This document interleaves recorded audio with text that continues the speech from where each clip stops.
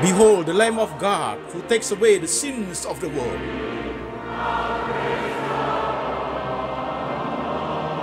Jesus said, I am the way, the truth, and the life. No one comes to the Father but by me.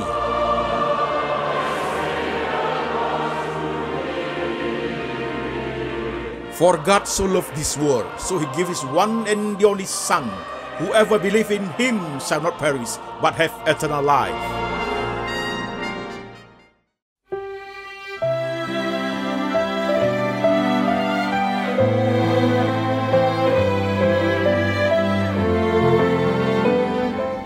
Shalom, saudara-saudara sekalian, saya Pendeta Antoni Chang.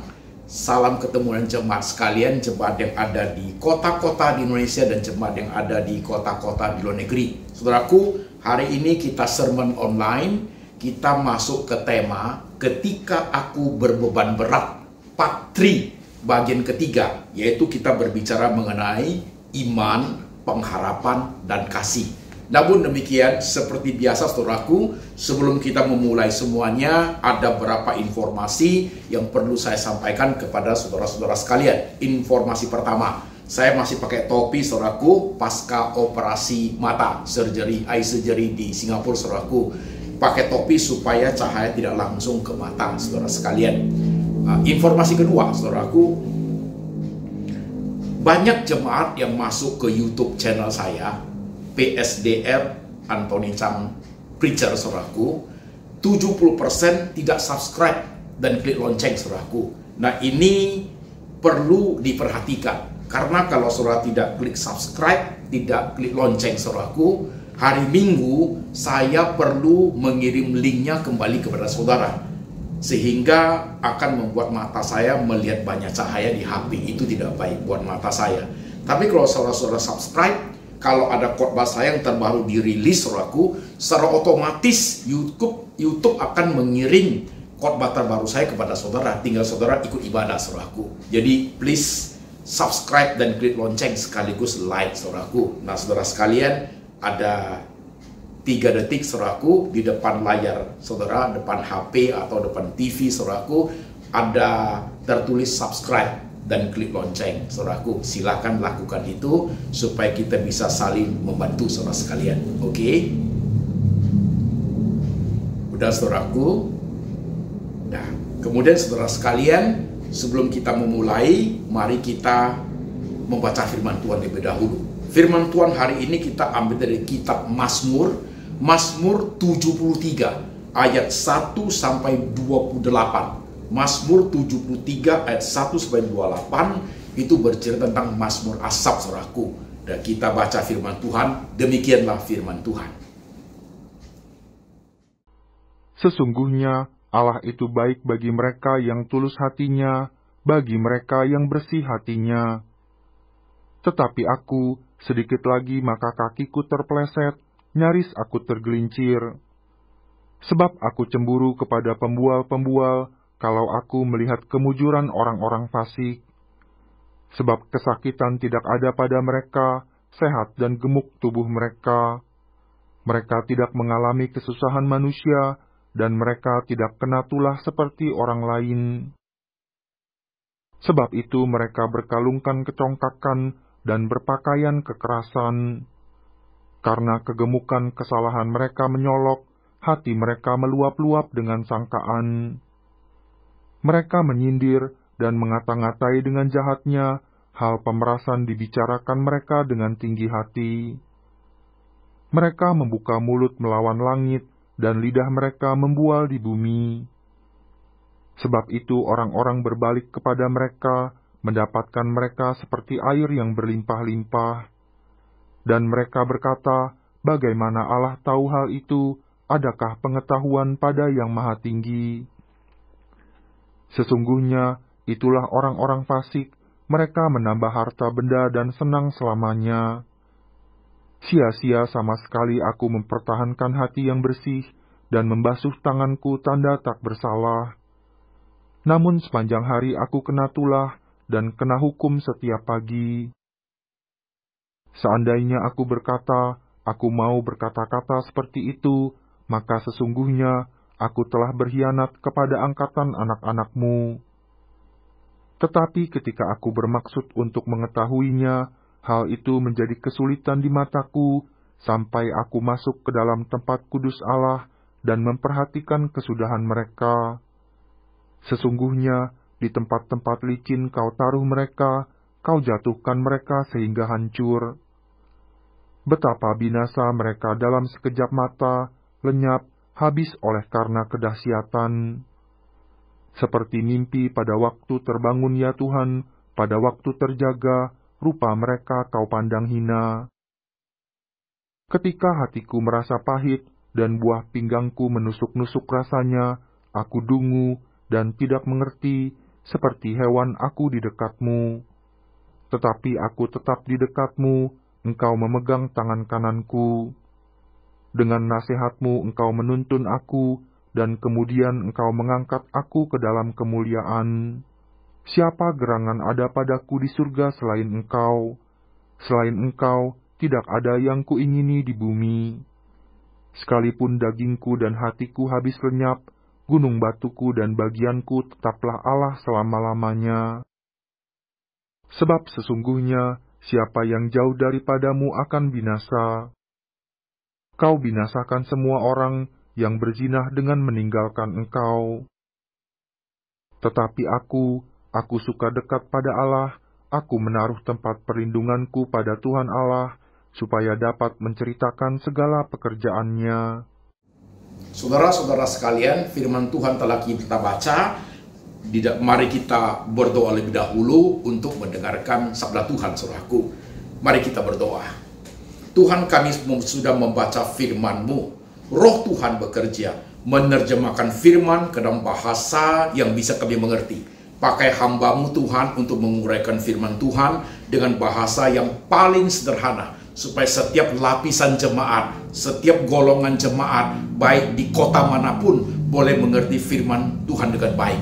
Beri kami hati seorang murid pada saat firman Tuhan diberitakan, kami mengerti dengan baik. Roh Kudus bekerja di hati kami, di pikiran kami, dalam seluruh keberadaan diri kami, supaya kami boleh mengerti firman Tuhan, supaya kami kuat dan mengerti maksud dan rencana Tuhan di tengah kehidupan yang kami alami ini. Hiruk pikuknya zaman, kami butuh kekuatan daripada firman-Mu. Tuhan berbicara, kami mendengar. Dalam nama Tuhan Yesus kami berdoa. Amin. Saudara-saudara sekalian, tema ketika aku beban berat ini sudah sampai di part 3, saudaraku. Part 1 and part 2 3 minggu lalu sudah lewat, saudara sekalian. Kalau saudara ingin mengikuti part 1 dan part 2-nya, silakan masuk ke YouTube channel saya dan lihat di situ, saudaraku. Saudara sekalian, sebelum kita bahas part 3, saudaraku, seperti biasanya, saudara-saudara sekalian, kalimat indikator, saudaraku. Bagaimana kehidupan saudara sampai hari ini? Apakah pengalaman-pengalaman yang saudara alami, baik pengalaman yang 25 tahun yang lalu, 20 tahun yang lalu, 10 tahun yang lalu, 3 bulan yang lalu, 2 minggu yang lalu, 2 hari yang lalu, atau baru saja kemarin, baik itu pengalaman menyenangkan, pengalaman menyakitkan, pengalaman yang mendatangkan sukacita besar, dapat berkat, atau pengalaman membuat kita rugi besar, saudaraku, atau pengalaman membuat kita kehilangan, grief and loss, saudaraku. Apakah semua pengalaman itu tetap menjadi suatu jembatan membawa kita lebih mengenal Tuhan, saudaraku? Itu penting kalimat ini. Setiap kali saudara teduh, gunakan kalimat sebagai indikator untuk melihat pertumbuhan kerohanian saudara. Kalau kehidupan pengalaman saudara alami itu tidak lagi membawa menjadi satu jembatan, membawa saudara lebih dekat kepada Tuhan, berarti sudah something wrong dalam kerohanian saudara. Oke, saudaraku? Baik, saudara sekalian. Nah, saudaraku, untuk part 3 kita perlu buat resume untuk part 1 dan part 2. Saudara-saudara sekalian, di tema ketika aku berbeban berat, part 1 dan part 2, saudaraku, part 1-nya, waktu kita menghadapi beban berat itu berlaku 2 poin, saudaraku. Yang satu, human effort, yaitu usaha kita untuk mengatasi kesulitan itu. Yang kedua, saudaraku, dimensi God, saudara sekalian. Jadi sering sekali kita mengandalkan diri kita sendiri, Tuhan kita lupakan. Nah, setelah kita tidak berdaya, baru kita berdoa minta Tuhan tolong, saudaraku. Di tengah frustrasi kita bisa tidak mau buat apa-apa dan Tuhan pun tidak mau. Yang paling baik adalah kita mengandalkan Tuhan dan juga berusaha, saudara sekalian. Itu part 1, saudaraku. Resume untuk part 2, saudaraku. Pada saat kita menghadapi problem besar, ada human effort, ada dimensi God, itu part 1. Di part 2-nya, saudaraku, ada others. Others adalah orang-orang di sekitar kita, saudaraku. Ring 1, ring 2, ring 3, ring 4, dan seterusnya. Orang-orang yang meresponi apa yang kita alami dengan cara yang berbeda, saudara sekalian. Ada yang meresponi dengan proaktif, saudaraku, ya, coba menolong kita. Ada yang kontra, menyalahkan kita dengan apa yang kita alami. Ada yang apatis, saudaraku, cuek dia, netral dia, saudaraku, tidak mengiyakan juga tidak menyalahkan, saudaraku. Ada juga orang yang pesimis, saudaraku, orang yang sinis, memandang semua yang kita alami. Ada orang-orang tertentu yang mereka merasa senang dengan penderitaan orang lain. Orang itu banyak, saudaraku. Nah, di dalam kita menghadapi orang seperti itu, kita harus hati-hati, saudara sekalian. Waktu kita mengalami problem berat lah, maka akan terbuka oleh kita siapa, who is who mereka. Orang yang pro kita, orang yang kontra kita, orang yang netral, atau orang yang sinis terhadap kita, saudaraku, itu akan terbuka semua. Itu part 1 dan part 2, saudara sekalian. Nah, sekarang part 3, saudaraku. Pada saat kita belajar untuk masuk ke part 3, tema ketika aku beban berat, saudaraku, konteks yang sama, saudara sekalian. Sampai hari ini yang kita hadapi tetap problema COVID, saudara sekalian. Problema COVID. Nah, problema COVID yang kita hadapi, saudaraku, banyak sekali. Karena demikian, saudaraku, ya. Dari berbagai jemaat, saudaraku, ya, memberikan WhatsApp, telepon, Pak Pendeta, saya hidupnya benar, saya kerjanya baik, kenapa saya harus mengalami COVID? Kenapa anak saya harus meninggal karena COVID? Kenapa saya punya mertua harus meninggal karena COVID? Padahal kami doing business-nya good, kami tekun melayani Tuhan, kami tidak berbuat kejahatan. Kenapa justru kejahatan itu menimpa kami? Itu pertanyaan pertama. Pertanyaan kedua, saudaraku, juga mereka mempertanyakan, Pak Pendeta kan pelayaninya bagus. Mereka mempertanyakan saya, Pak Pendeta kan pelayaninya bagus, sungguh-sungguh melayani Tuhan, kok bisa kena sampai harus operasi mata? Kok mata kanannya bisa buta? Mestinya itu terjadi pada orang-orang yang tidak benar, orang yang tidak sungguh melayani. Bapak kan sungguh melayani, kenapa harus Bapak yang kena? Itu pertanyaan kedua, saudaraku. Dan akan banyak pertanyaan-pertanyaan seperti di tengah semua kehidupan yang kita alami. Mengapa saudara-saudara sekalian, itu konteks yang kita hadapi.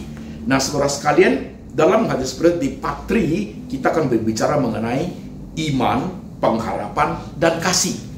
Bagaimana iman kita meresponi waktu terjadi peristiwa-peristiwa tadi itu, saudaraku, iman kita meresponi. Pertama kita main iman dulu. Gimana iman meresponi? Tadi saya mengatakan, loh, kok ini terjadi sama saya, Pak? Pelayanan iya, persembahan iya, bangun gereja iya, sayang keluarga iya, bisnis jalan lurus, Pak, begitu. Puasa iya, doa pun sudah. Lah kok ini terjadi sama saya, Pak? Saya kan beriman kepada Tuhan, sungguh-sungguh percaya pada Tuhan Yesus. Kok ini malah masalah COVID itu menimpa saya, bahkan kemalangan dan kematian. Itu dengan iman mempertanyakan begitu. Dan sekarang kita masuk ke pengharapan. Pak Pendeta, apa-apa yang saya miliki sudah habis karena COVID, Pak Pendeta. Uang habis, harta habis, bisnis sudah nggak ada, ya, penghasilan pun sudah morat-marit. Saudaraku, di tengah COVID seperti ini, seperti seri pertama, seri kedua, di tema ketika aku beban berat, saya mengatakan orang yang cukup banyak harta masih bisa stay at home, saudaraku, stay home karena bahaya COVID di luar, karena masih bisa ada biaya untuk hidup. Tapi tidak semua orang seperti itu, bukan, saudaraku. Ada orang-orang yang pas-pasan biaya hidupnya, ya. Mereka was-was. Ada orang yang harus hari lepas hari penghasilannya untuk hidup per bulan biaya keluarganya. Mereka kalau tidak keluar, ya tidak ada penghasilan. Keluarga tidak makan. Mereka terpaksa keluar menempuh bahaya, menantang maut untuk mencari penghidupan, saudaraku. Jadi banyak golongan seperti itu, bahkan bisnismen besar pun, saudaraku, pengusaha dari medium sampai gede pun, saudaraku, mereka terasa bebannya karena pengeluaran jauh lebih besar daripada penghasilan, saudaraku. Ya, omset drastis menurun. Nah, saudara-saudara sekalian, kalau kita bicara pengharapan, jemaat bertanya, pengharapan apa, Pak? Yang saya harapkan, apa yang saya perjuangkan sekian puluh tahun, habis semua. Saya berharap apa lagi, Pak? Pengharapan apa yang bisa saya dapat dari Tuhan? Saya berharap A, B, C, D, saya perjuangkan, saya sungguh-sungguh. Tapi nggak ada sekarang. Habis, nihil. Pengharapan apa kepada Tuhan? Apa yang saya bisa harapkan lagi dari Tuhan, Pak? Masa saya mesti start dari nol lagi? Sekarang poin ketiga, kasih. Jemaat akan bertanya tentang COVID seperti ini. Katanya Tuhan mengasihi saya, Pak Pendeta. Tapi kok saya susah? Karena Tuhan mengasihi saya, katanya. Kok Tuhan tidak peduli? Saya sudah pilot nih. Saya sudah dirumahkan. Saya sudah jobless ini. Bahkan udah sakit, nggak ada biaya beli obat. Bahkan kredit macet di mana-mana. Saya udah dikejar orang bank. Dan sakit pun, beli obat COVID pun hampir tidak ada uang lagi. Jadi katanya Tuhan mengasihi saya. Mana buktinya, Pak Pendeta? Apa kasih Tuhan seperti itu? Kalau Tuhan peduli saya, Tuhan kasih saya, ya pelihara hidup saya dengan baik. Kenapa saya terlunta-lunta di zaman COVID seperti ini? Gak tahu harus bagaimana. Iman, pengharapan, dan kasih berespon di tengah-tengah COVID seperti ini, saudaraku. Bagaimana kita menanggapinya? Di part 3 ini, so how menghadapi hal seperti itu? Saudaraku, di part 3 ini, cara menjawab permasalahan seperti ini, saya memakai ilustrasi, saudaraku. Saudara masih ingat? Dulu kita sekolah, saudaraku, kalau ada examination, ujian, saudaraku, exam itu, ya, ujiannya ada yang fill in the blanks, yaitu mengisi, saudaraku. Ya, Tuhan Yesus adalah titik-titik, kan gitu, saudaraku, ya. Ada yang multiple choice, pilihan berganda, saudaraku. Ya.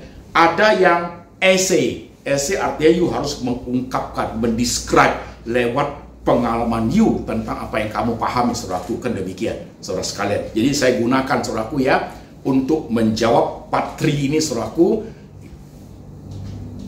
multiple choice dan essay, saudaraku. Nah, saudara-saudara sekalian, makanan rohani yang susu, saudaraku, makanan susu, makan rohani ringan, itu multiple choice, saudaraku. Ya, makan rohani yang keras, itu essay, saudara sekalian. Contohnya begini, kalau multiple choice dalam hal kerohanian, saudaraku, Yesus adalah titik 2, A, Tuhan, B, Juru Selamat, C, Anak Allah, D, A, B, C benar. Saudara pilih mana? Saudara pilih D, itu multiple choice, saudaraku. Dan kalau AC, beda, saudara sekalian. Kalau AC begini, saudaraku, kamu mengenal Tuhan Yesus sudah 5 tahun. 5 tahun coba kamu tuliskan pengenalan kamu kepada Tuhan itu seperti apa. Nah, nanti ketika sudah mengenal Tuhan Yesus, sudah 10 tahun, tulis lagi pemahaman kamu tentang Tuhan itu setelah 10 tahun kayak apa. Dia harus mengalami perubahan, dia harus mengalami pengembangan, tidak hanya dalam pengertian yang 5 tahun. 5, 10, 15, 25, 30 tahun pengenalan akan Yesus, dia terus naik, saudaraku. Itu namanya essay, saudara sekalian. Nah, saudara ingat, setiap kali khotbah produksi lembaga Anthony Chang Ministry International, di awal khotbah selalu mempertanyakan kalimat indikator. Itu bukan multiple choice, saudaraku. Itu essay, saudaraku.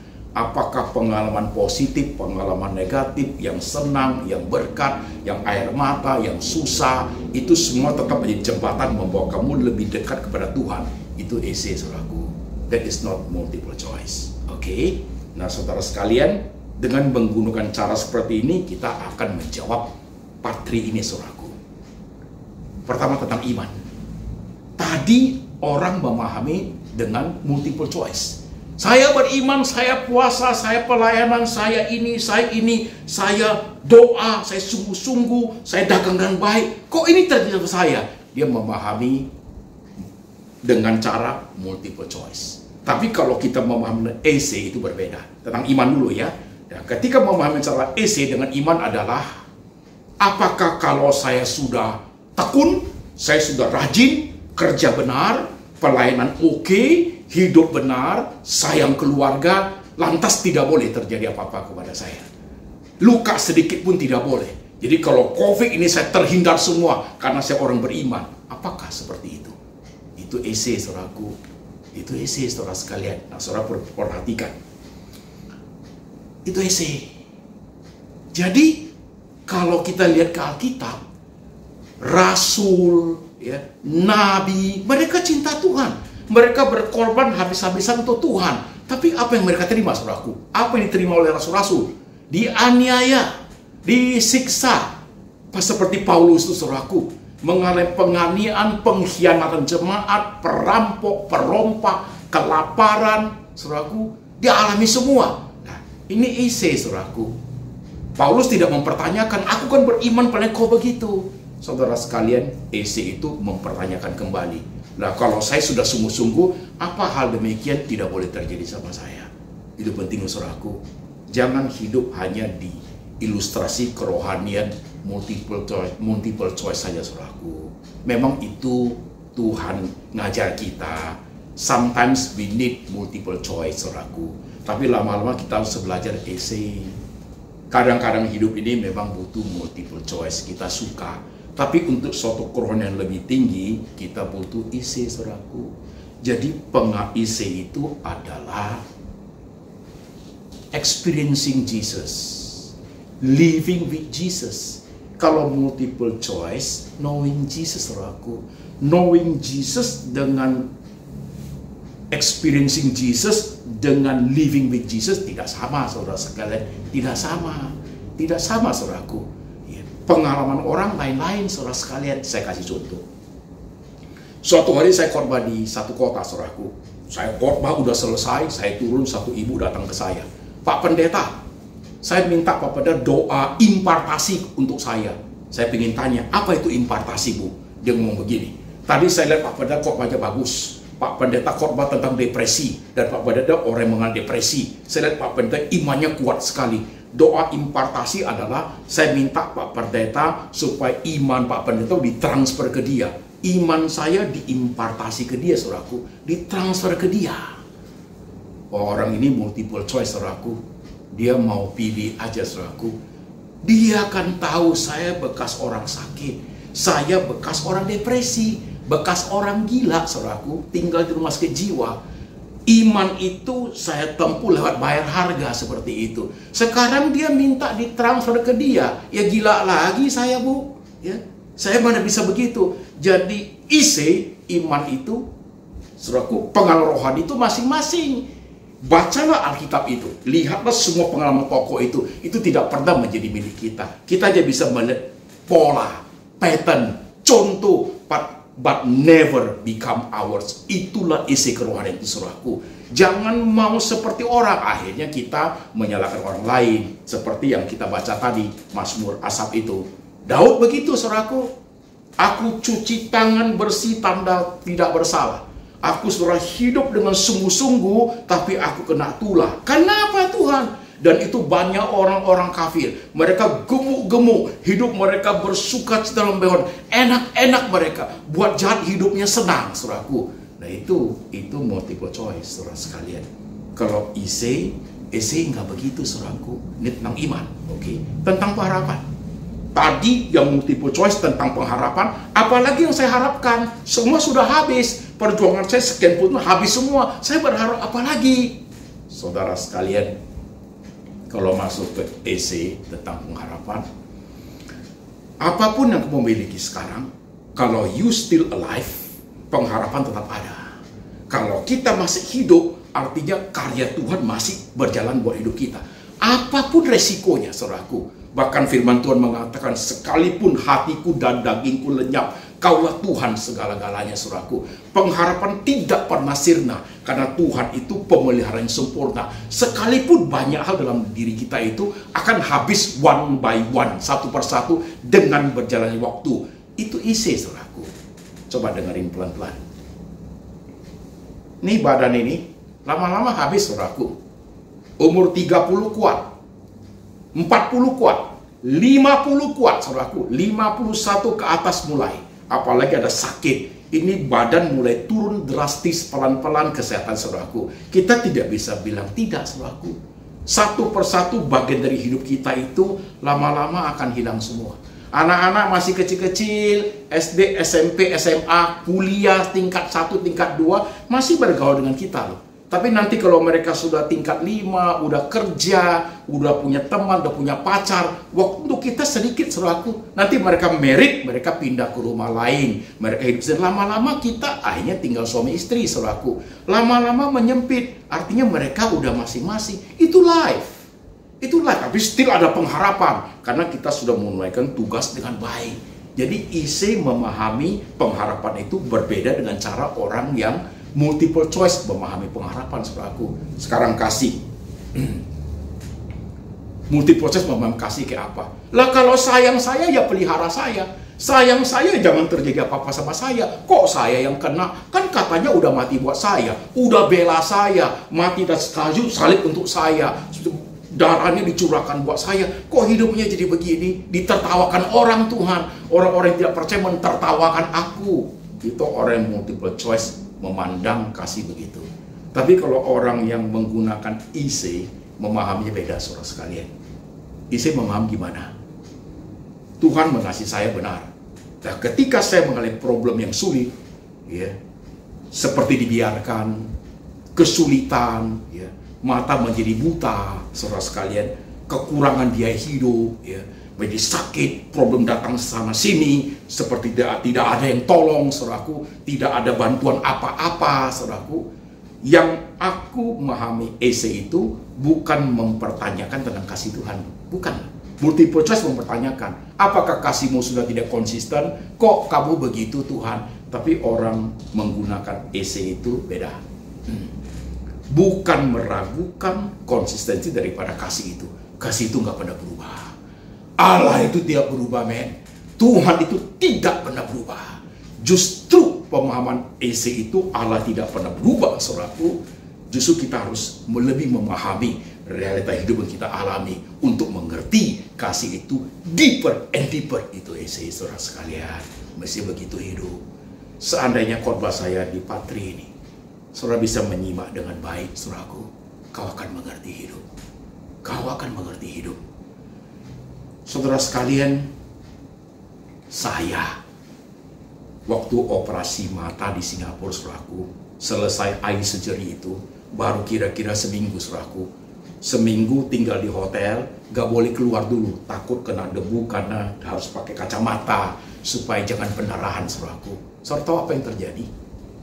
Sore-sore waktu saya mandi di kamar mandi hotel, saudaraku, saya kepleset di bathtubnya karena licin, ada sabun, saya tidak hati-hati, saudaraku. Udah kepleset, saya pegang horden untuk kain mandi itu koyak karena dia kan tidak kuat. Akhirnya saya terjerambat ke depan, kepala saya memukul keran air bathtub, saudaraku, yang bulat itu, kepalanya itu kepukul kena mata saya sebelah kanan, 5 cm dari mata, saudaraku, pas pelipis ini kena benjol setengah telur gedenya, saudaraku. Saya cepat selesaikan mandi, saya keluar, saya lihat besar sekali, saudaraku. Saya berpikir, ini kena di mata kan 5 cm dari mata kanan, ini sudah buta. Bagaimana kalau kena 5 cm di mata kiri yang sedang harus jaga? Itu benturan itu keras sekali, pasti syaraf sini, retina yang lagi dioperasi itu pasti rusak, saudaraku. Itu bukan multiple choice, itu EC. Untuk aku memahami Tuhan, memahami cara kerja Tuhan. Seperti firman Tuhan berkata, kamu harus lebih hati-hati, jangan ceroboh, saudaraku. Living with Jesus. EC itu living with Jesus. Multiple choice itu knowing Jesus. That is different, man. Berapa hari lalu saya khotbah di Full Gospel lewat Zoom. ada beberapa teman full gospel, fellowship itu sharing. Beberapa mereka sudah kena COVID. Ada yang kena COVID sudah 50-50 lah hidupnya. Setengah ke surga, setengah di bumi, udah mau ditinggal pilih aja saudaraku. Masih di ICU. Dia bilang, saya lagi bergumul berat. Itu ada di ICU itu, di tempat itu penuh orangnya yang sakit itu. Besok lihat yang sebelah kanan sudah dibawa ambulan, sudah meninggal. Ya. Lusa yang depan sudah enggak. Itu kiri kanan sudah saya apa di bawah juga. Itu bukan multiple choice saudaraku. Itu essay. Living with Jesus. Untuk memahami Tuhan. Saya lihat Paulus di dalam penjara di bawah tanah, terancam hukuman mati saudaraku. Bukan multiple choice. Dia bilang mati adalah keuntungan. Kalau hidup berbuah untuk Yesus, disuruh pilih, dia nggak tahu. Karena bukan multiple choice, tapi essay. Maka dia berkata, oleh karena pemanjaranku, Injil menjadi baju. Aku ingin tubuhku, hidupku, matiku, Yesus dimuliakan. Dia memahami essay hidupnya, dia ungkap, dia describe, maka jadilah firman Tuhan saudaraku. Saudara ingin dewasa rohani? Saudara ingin? Nah, hari jemaat dengarkan baik-baik. Saya nggak tahu yang kamu hadapi hari ini apa. Mungkin sudah sumpah serapah kita di rumah. Sama Tuhan tuh negatif sekali cara pemahamannya. Kita maunya multiple choice terus. Tuhan kalau ini masih begini, kalau ini masih begini, kalau ini kita mengatur Tuhan, men. Jangan begitu. Jadi ada Tuhan. Soal yang diberikan kepada kita sama, uji iman saudaraku lewat COVID. Oke? Cara jawabnya saudaraku, saudara mau multiple choice atau mau essay saudaraku. You boleh pilih. Dan kalau essay saudaraku, Tuhan kasih open book. Open book itu apa? Boleh buka Alkitab. Lihat Bible saudaraku. Lihat banyak contoh-contoh tokoh-tokoh mereka yang sungguh, tapi Allah yang bencana bagaimana mereka merespon. Lihat Yesus, sungguh-sungguh dia menderita seperti apa. Lihat pengikut-pengikutnya mengalami pembantaian, mati martir, disalib terbalik. Mereka memahami hal seperti apa. Saudaraku, essay, tapi open book. You can open the Bible untuk kita lihat. Ini loh hidup ini saudara sekalian. Coba perhatikan. Saya tidak tahu kamu siapa saudaraku yang mendengarkan firman Tuhan hari ini. Mungkin kamu sudah tidak bisa mengerti Tuhan. Saya sudah nggak ngerti bagaimana Pak Pendeta. Saya sudah tidak bisa paham jalannya mau seperti apa. Tuhan maunya apa, aku bingung. Hari ini dengar firman. Hari ini dengar firman. Sometimes Tuhan kasih multiple choice. Tapi suatu hari, saat seperti ini, Tuhan kasih essay buat kita. Untuk kita describe living with Jesus. Believing and living with Jesus. Bahasakan sendiri pergumulan hidup engkau mengalami Tuhan itu. Bahasakan sendiri saudaraku. Maka rohanimu akan bertumbuh dengan baik. Tidak makan susu lagi. Tidak menjadi anak-anak lagi. Tapi menjadi orang yang dewasa rohani. Hapus tuh air mata. Hapus tuh air mata. Saudara, saya sangat terbeban untuk khotbah yang satu ini saudaraku. Karena melihat pergumulan jemaat, berbagai ragam jemaat, cara mengungkapkannya menunjukkan kualitas rohani seperti apa. Percaya saja, tiada yang mustahil, percaya saja. Disuruh multiple choice saudaraku, tapi tidak pernah melihat ke dalam diri. Selalu yang dipertanyakan Tuhan, selalu dipersalahkan Tuhan, gak pernah memahami diri jauh lebih baik saudaraku. Hari ini saya ingin, kalau dengar khotbah saya saudaraku, you mendengar dari lembaga Anton Chang Minister Internasional ini, soal ujian sama. Cara jawab untuk zaman saat at this moment itu essay dan open book buat kita semua. Itu yang Tuhan berikan buat you hari ini. Itu Tuhan yang mau Tuhan ajar buat engkau hari ini. Supaya kamu bisa tambah dewasa rohani, tekun di dalamnya. Saudaraku, lewat essay yang saya hadapi saudaraku, saya lewatin satu persatu. Saya sudah sharing banyak saudaraku kan. 14 kali PCR. 6 kali Jakarta, 8 kali Singapura bersama istri. Saya belum vaksin karena saya hipertensi, operasi bypass jantung, diabetes, pendarahan mata. Ini mata saya baru selesai operasi belum 3 bulan saudaraku. Tahun lalu saya operasi di Singapura, tempat yang sama. Habis operasi pulang, 6 bulan kemudian pendarahan lagi. Ini saya belum sampai 3 bulan, saudaraku. Selalu jaga dengan baik. Tidak bisa vaksin dulu. I should wait for the time. Harus on time-nya, harus tepat, saudaraku. Karena harus jaga kondisi mata saya. Ini sudah sukses operasinya, sudah bisa melihat 80%. Tapi saya harus jaga dengan baik berapa bulan ke depan dulu, saudaraku. Karena ini masih baru, saudara sekalian. Itu ese buat saya hidup. Buat engkau apa, saudaraku? Nanti malam, you sudah dengar khotbah ini, coba pelan-pelan oret-oret pakai kertas. Kau kenal Tuhan Yesus kapan? Sejak kapan? Apa-apa saja yang kamu alami selama ini? Bagaimana memahami Tuhan? Dulu waktu engkau percaya Tuhan, Tuhan kasih banyak multiple choice kan?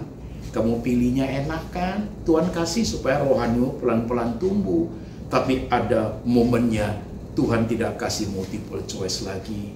Tuhan kasih essay, saudaraku, supaya rohanimu, imanmu teruji. Kita naik kelas imannya di tengah-tengah COVID seperti ini.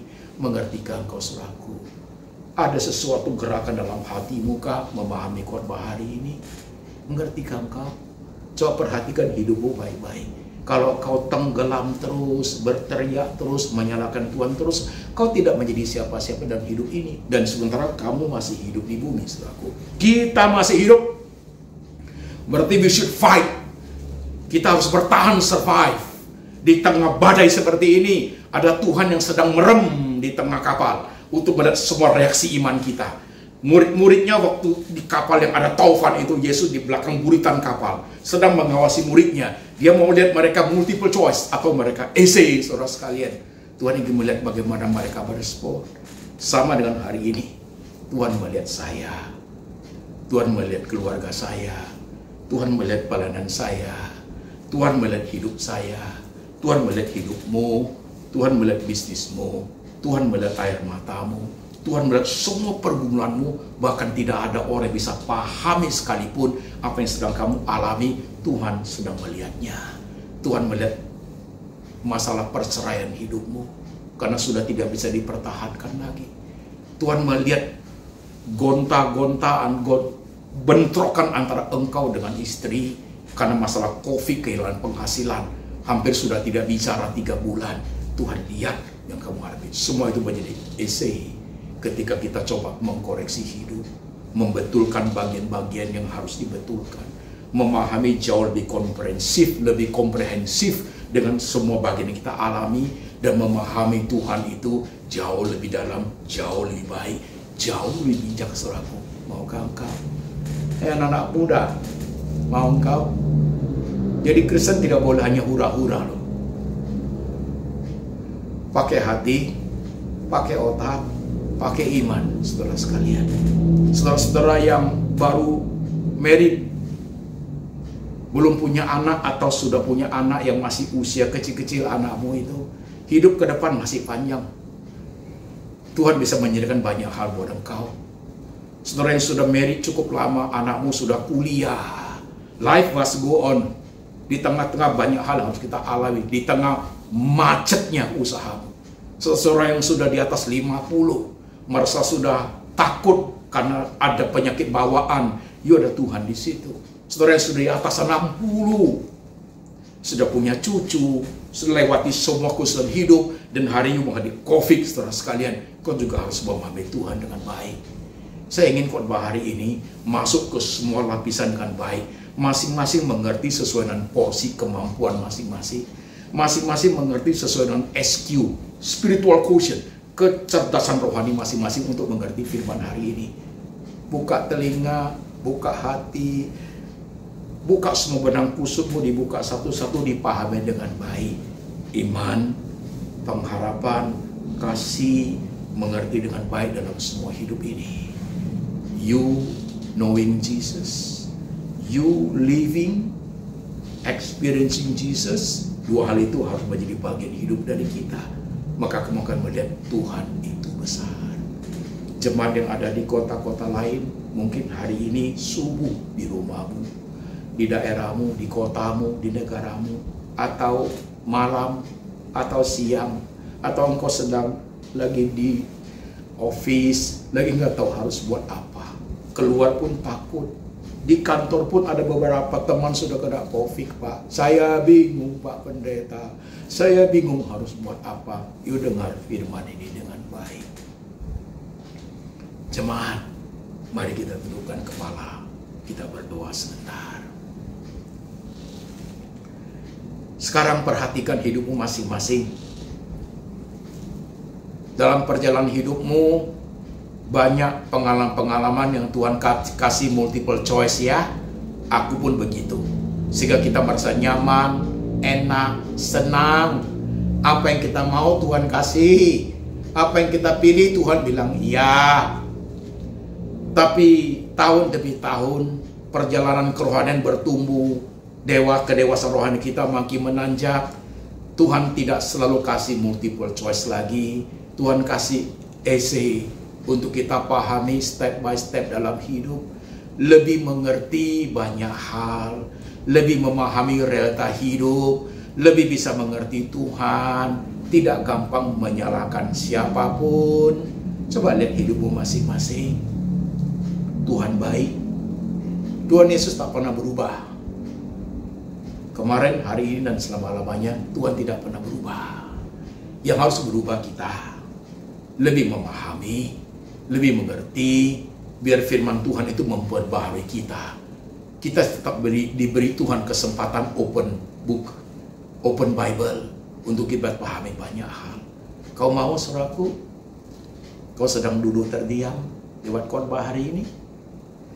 Kau tidak tahu harus buat apa? Ikuti firman hari ini. Jalani firman hari ini. Maka kau akan menemukan di tengah pengharapan yang sulit, di tengah badai, di tengah awan yang gelap, kau bertahan di situ. Setelah awan gelap itu pergi, karena di balik awan itu ada matahari yang sedang bersinar. Ketika awan gelap itu sudah pergi, karena engkau bertahan, ketika awan gelap itu sudah pergi, maka sinar matahari kembali menyinari engkau. Hope, harapan itu kembali kepada engkau.